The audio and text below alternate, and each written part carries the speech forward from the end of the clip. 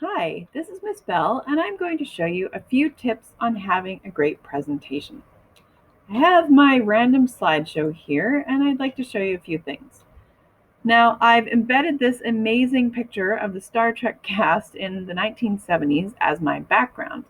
And to do that, or if I wanted to change it, I can easily go up here to background, and I can choose an image.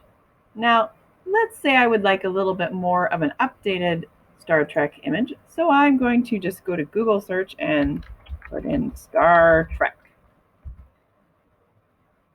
And hey, why not? I'll go with the classic Enterprise.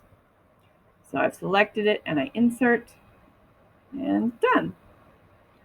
Now, as you may notice, my title is completely hard to see, so it is always really important to consider uh, contrast with your words so that they're easy to see. So in this case, I'm going to just click on these three dots here, and I'm going to change my font color. There we go, amazing presentations.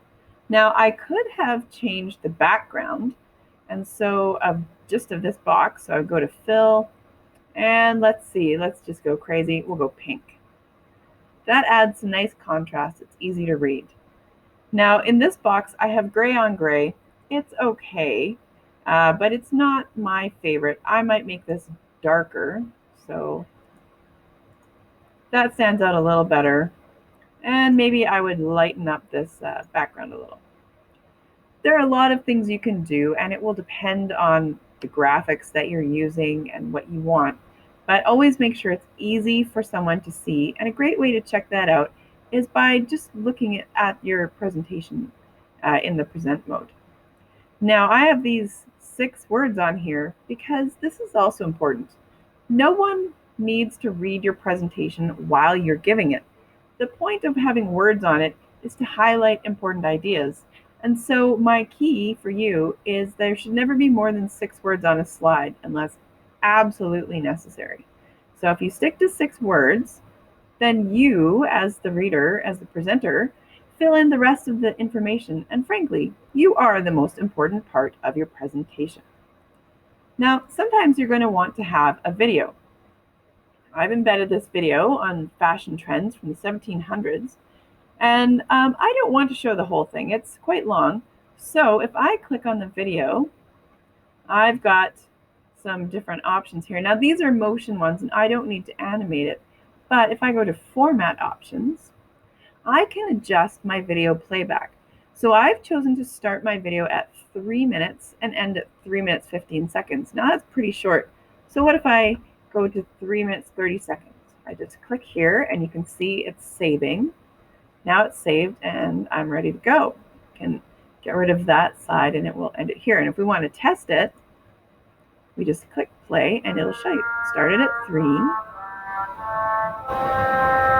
And you can trust me, it does end at 3:30, but we won't stay here for 30 seconds.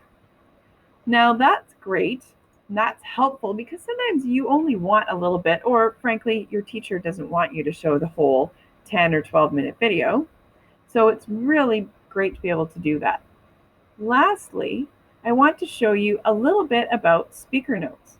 Now, down here at the bottom, we can add speaker notes. So I have a multiple choice question, and so maybe I want to give myself a few reminders as I'm presenting. And this is why you don't put them on the slide. The answer is B. And maybe for some of my other slides, say for this one, I might want to talk about the ruffles. Frankly, I don't know much about fashion styles in the 1700s. I'm sure I would have a lot more to say as the presenter, and so I would fill this up. All right, now, while I like to use the speaker notes down here, I also like to use them when I'm giving the presentation. Not only does doing it down in the bottom while I'm putting it together help me remember what to put on my slide. When I go to present, I'm going to do it in presenter view, and I'm going to use the speaker notes, present with audience Q&A, and view the speaker notes. So here is where my presentation comes up. Okay, and here is where my speaker notes are. So now this is where my speaker notes are. This is the screen I want to keep. This screen here, I would actually move over to my extended display. I hope this didn't just mess up my video. So what happens is I can see my speaker notes and then I can click to the next slide. Now that's the end of my presentation. So maybe I'm going to start at the beginning. I'll go to the next slide and the next slide. And if you can see on the actual presentation, it's changing for me.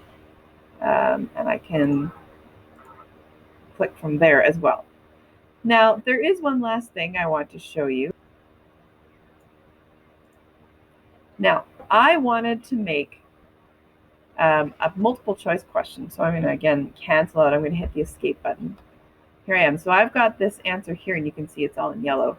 Now, that's not going to help. I want to give my audience a multiple choice question that they can answer after they watch the video. So now maybe I will just get rid of my highlight there so I can match up as much as I can so these two line up. What I'm going to do is I am going to do some animations. So I've got this box highlighted. And then I'm going to insert an animation. Okay, so now I can have it fade in. So this is where it is. It's on click. I like the idea of it being in on the click. Now I don't want it to fade. Sometimes that's really slow. So I might just have it appear. Or if I want to be fun, I can have it fly in from the right. So what the heck, let's try that. So here we go. Let's play it and see what it looks like. Click, and there we go. That's what it's going to look like. Perfect. I like it.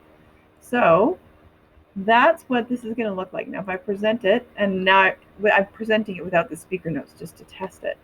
When I click it, there goes my answer. That works for me. These are all my quick tips for you on making great presentations. Hope you enjoy.